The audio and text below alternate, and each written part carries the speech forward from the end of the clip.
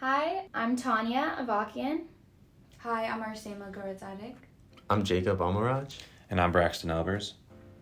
And today we're going to discuss what our social change project team topic was, which is how sports promote discipline and nonviolence.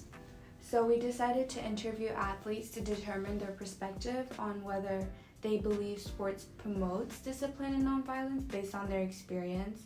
And we're doing a podcast to summarize our findings based on the interviews held. Yeah, so we decided to ask our interviewees 4 questions. The first one being, do you feel that being involved in physical education and sports helps aid in learning particular social skills such as moral reasoning, fair play and sportsmanship, and personal responsibility, along with even combating antisocial and criminal behaviors in youth? If so, why do you believe that is? And for this question, we want to discuss some of the common themes. What did you guys hear from your interviewees?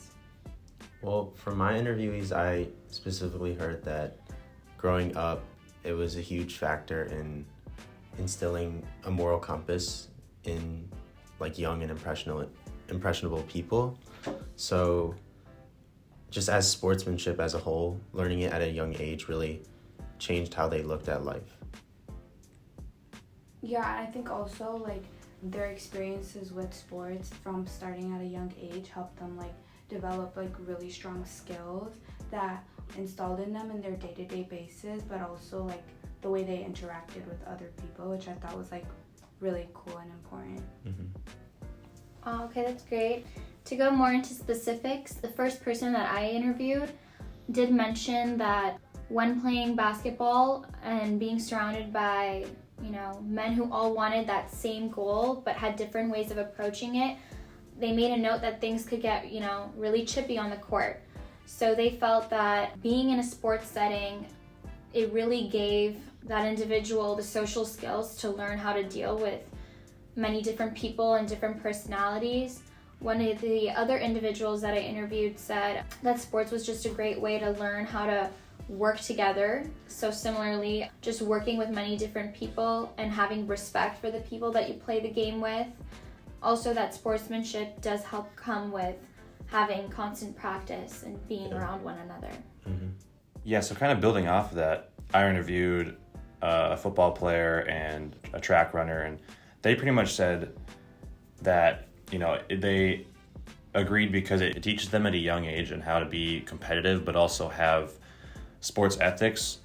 And kind of elaborating on that, they just talked about how it helps create sportsmanship. Sports were a way to bring people together, and growing up, both of them were really competitive athletes, and with any sport they played, especially in PE, and typically for the football player, he tended to celebrate when he won, winning being his only goal whenever playing any kind of sport, and he kind of took losing pretty harshly.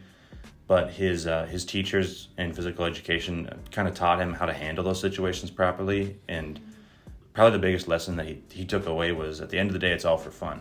The second question we decided to ask was, how important is the structure of your program, and do you think practice is a key element to keeping your team on the same page? Yeah, so the commonalities we found within question number 2 was the importance of structure that all athletes shared out. They had all said that practice was a necessity for them to perform better, but also build a great team bond with their teammates and their coaches. Mm-hmm. Yeah, going off of that, my interviewees, the football player, I thought he brought up a really interesting point. He talked about how he thinks that the structure is probably equal, if not more important than the actual team. What he means by that is it's extremely important that the program structure fits the players so that everyone can kind of be comfortable and be able to do what they do on the field. And he talked about how practice is very important because that's where you prepare and learn and better yourself for practical in-game situations when it comes down to crunch time. Mm-hmm. So you're not like a deer in headlights when it comes to playing the game. And it also creates a bond with your teammates and creates better team chemistry, which then leads to success in your team. And the second person I interviewed, the track runner, although track is more of an individual sport, she talked about how the structure of the program is huge to her, because without structure, it's really tough to keep a team together to ensure that everyone is staying together mentally. And she thinks that practice is like a necessity, because when it comes to being on the same page, it's almost key when you're doing handoffs or making sure that you're just on the same page in general. She thinks it gives more opportunities to appreciate the fun parts, as well as appreciating the grind you put in with your fellow teammates, because it's always better to go through those tough times and all those tough workouts with others. Wow. Yeah, wow, that's really interesting. I feel like the athletes that I interviewed, when talking about a program structure, they agreed that it was very much needed. The first athlete that I interviewed said that you can have the best players on the team, the greatest players, but if you don't have a solid support system to work with that put the players in the right positions, the team is going to suffer. Both the athletes I interviewed felt that practice was like very key to the team's success, because without it, the team would be really unorganized and messy, and that would jeopardize games as well. I think what was really interesting was that both of the athletes I was talking with, they discussed that practice helps create really good chemistry among players as well. And I didn't necessarily take that into consideration when we were thinking about this question, but it was interesting to see that being able to form that chemistry amongst them really does help them feel that they will perform much better and be much stronger on the court or on the field. Yeah, wow. Okay, so moving on. For question 3, the question that I had asked people were, in what ways has your upbringing in terms of background and community influenced your relationship with sports? Some commonalities that I thought were interesting between my two interviewees was that they were both from pretty small towns, and they both kind of said that where they grew up, their sport was like kind of the talk of the town. With the football player growing up, he came from a football town the program was really built off of the community and kind of how everybody feeds into that and comes to the games and stuff like that. And they both said that, their teams were really good and going to state, and they said they think that left an imprint on the way they grew up, because they always wanted to be a part of that kind of culture. And then when they go to college, it's kind of the same thing. Your school is really into your sports. So they think that kind of imprint that they had in their younger part of their lives really impacts them today and continues to push them forward. Yeah, for the people I interviewed, one of them grew up in Hermosa Beach, and she's a beach volleyball player. So she said that growing up, beach volleyball was everywhere for her, and it was introduced by her family and friends, and it became like a core memory for her, playing beach volleyball like casually and then eventually at like a higher level. And she talked about how important it was for her that she could look back fondly on like the origins of her, I guess, starting her sports career.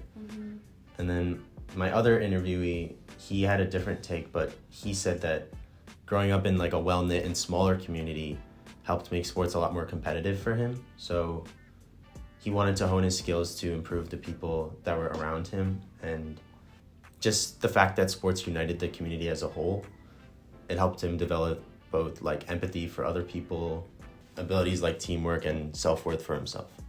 Yeah, I think building onto that idea, I feel like from both girls that I interviewed, they both, like the first athlete was a basketball player and the other one was a volleyball player.